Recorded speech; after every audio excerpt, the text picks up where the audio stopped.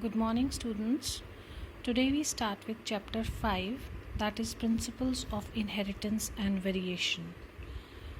You have also studied about this chapter in class 10th, in which at least this much you know, that who is father of genetics. He is Gregor John Mendel, who worked on the pea plant to study the inheritance of character, and how in this chapter we are going to study how the characters are inherited from one generation to another and how variations can be developed.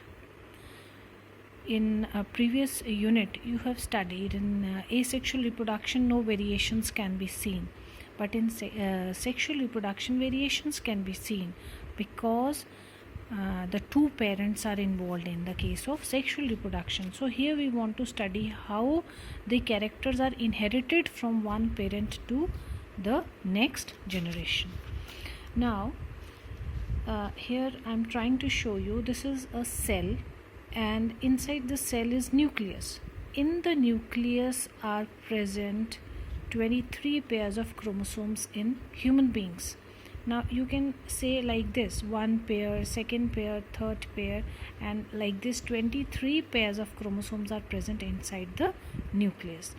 Now if we take one pair of chromosome, out of these if I choose any one pair, that means out of this pair one chromosome is received from mother, another is from father. That means in all the 23 pairs of chromosomes, one chromosome has been received from mother and the other is from father.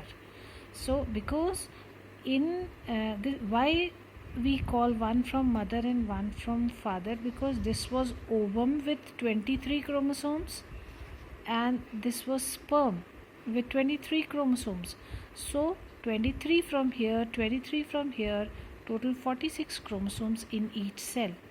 So out of these 46 chromosomes, in each pair one is from mother, another is from father. If we take one pair of chromosomes from the one which is from mother, it is called maternal, this is called paternal. Now there is a lot of like genes are present, so many genes are present. I am trying to show you only a few. Every gene has two alleles, and why do we call them alleles? Because in this pair of chromosomes, this gene, say if this is related to the color of hair, so the gene which is responsible for the color of hair, it has two alleles. One may be dominant, another may be recessive. Means every gene which is responsible for one character, it has two alleles. Why two alleles? Because this gene is present on both the maternal as well as paternal chromosomes. You will observe this gene on both the chromosomes. Similarly, this gene, say if this is related to the height, in case of plant, if this is related to height, so this will present on both the chromosomes in the pair. तो इसको हम क्या बोलेंगे? These are alleles of same gene. Okay, so a gene is responsible for a character. I have told you here, every gene is responsible for a character. So many characters are there in us, in our body, in a plant body, in an animal body, and all of these characters which are found in a organism, they are present because of these genes which occur in pair. And because these are in pairs, so this is called allele of this gene, this is called allele of this gene. And where are genes present? These are present on the chromosomes. And what is this chromosome? This is condensed form of DNA. This is DNA, double-stranded DNA. It has condensed to form a chromosome. So a segment of DNA, we can say this is a gene, and it is condensed in this chromosome. The DNA segment has been condensed to form a chromosome, and we can also say this is a part of chromosome which is called a gene. Similarly, here also you can say it is a gene. So every gene has two alleles because that gene occur in pairs. Then two alleles of a gene, one is dominant, one is recessive, because this thing is going to help us in the Mendel's monohybrid cross. When we'll study monohybrid cross, this will be helpful. Now Mendel studied 7 characters of pea plant, and these are like seed shape, seed color, flower color, pod shape. This is in your NCERT book on page number 70. You can observe from there that every character has one dominant trait and one is recessive trait. That means two different alleles are expressing this character. Okay, then this is on one chromosome, this is on another chromosome. So these are a pair of alleles which are being expressed on the pair of chromosomes. So he studied 7 characters, and then he came to the conclusion that these characters are being inherited from one generation to another, and for that he developed monohybrid cross. First of all, he developed monohybrid cross. Later he studied dihybrid cross also, and for the first time such mathematical calculations were used by Mendel. So now what he did, he took a tall pea plant. So this was a very tall pea plant and this was a short pea plant.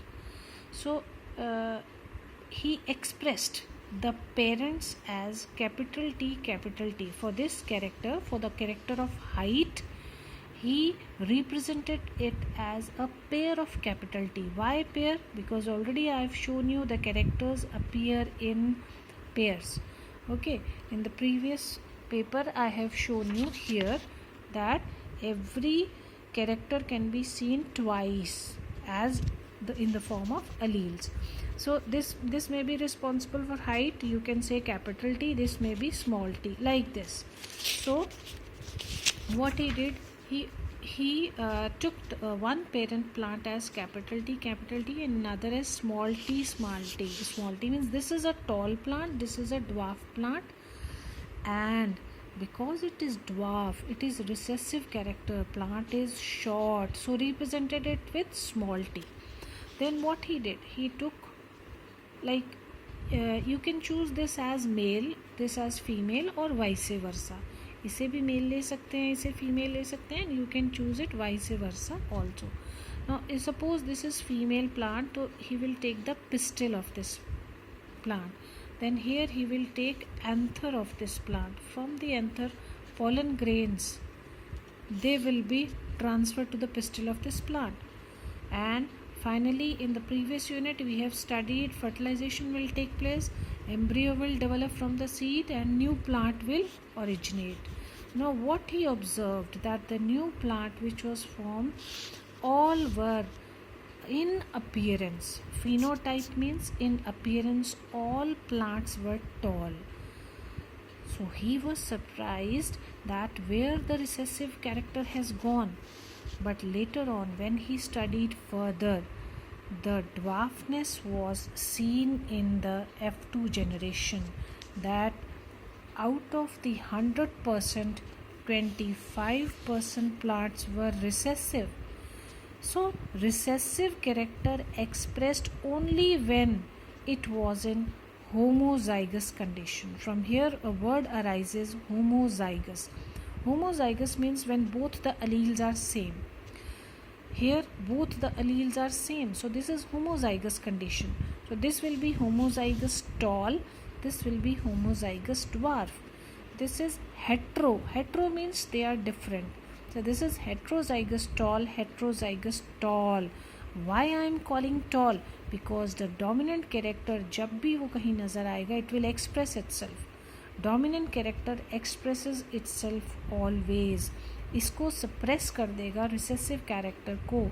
From here developed law of dominance by Mendel. How he concluded the law of dominance? He said कि अगर एक generation में हमने tall plant और dwarf plant को cross किया तो first F1 generation में सभी प्लांट्स कैसे देखने को मिले? Tall. So he said the dominant character is expressing itself, और रिसेसिव कैरेक्टर जो था सप्रेस हो गया. This is law of dominance. Then he forgot the parents and he crossed all these plants. यहाँ से इसने एक पेरेंट, इसी तरह का एक और पेरेंट लिया. Again from here female, from here male, vice versa भी you can take. When again he obtained the gametes, now he said out of this two types of, ये प्लांट आपको दो तरह के gametes शो कर सकता है. In some gametes capital T can be seen, in some gametes small t can be seen. यहाँ पे ऐसा कुछ नहीं था because both are capital T. तो जो पेरेंट से गैमीट के अंदर जो जाएगा ये कैरेक्टर, तो either this will go, either this will go, तो both are capital T means same type of gametes. सभी gametes में कैसा होगा? capital T ही हम शो करेंगे. But here in the after F1 generation, when he did selfing, he crossed these two plants.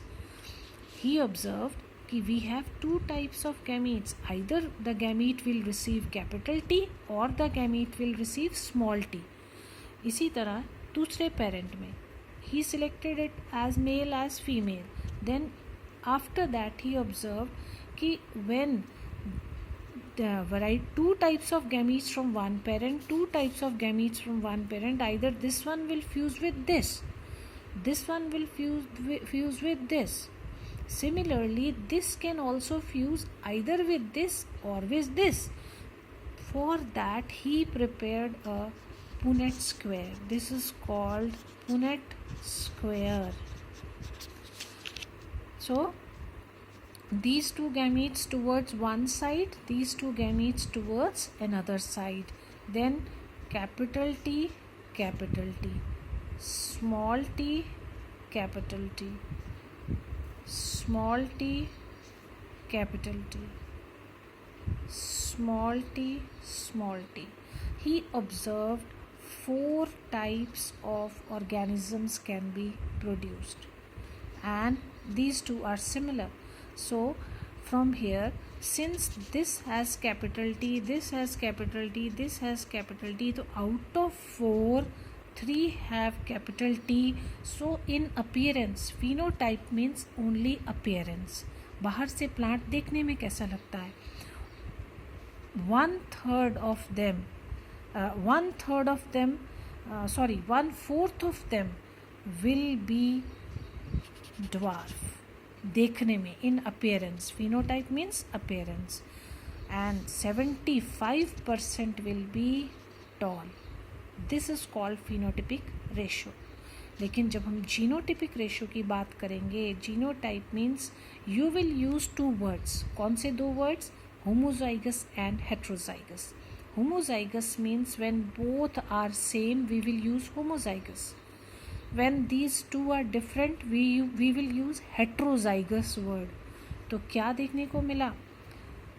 1 is homozygous tall, so this is homozygous tall. 2 are heterozygous tall. इसमें आप देख रहे हैं दोनों अलग अलग हैं, तो we'll say heterozygous tall. यहाँ पे क्या देखेंगे? homozygous dwarf. तो जहाँ हम वर्ड्स यूज़ करते हैं homozygous and heterozygous, that is known as genotypic ratio. But जहाँ पे आप only appearance count करेंगे, that will be phenotypic ratio. So a few new words you have seen in this chapter. Number 1 is alleles, number 2 is genotype and phenotype.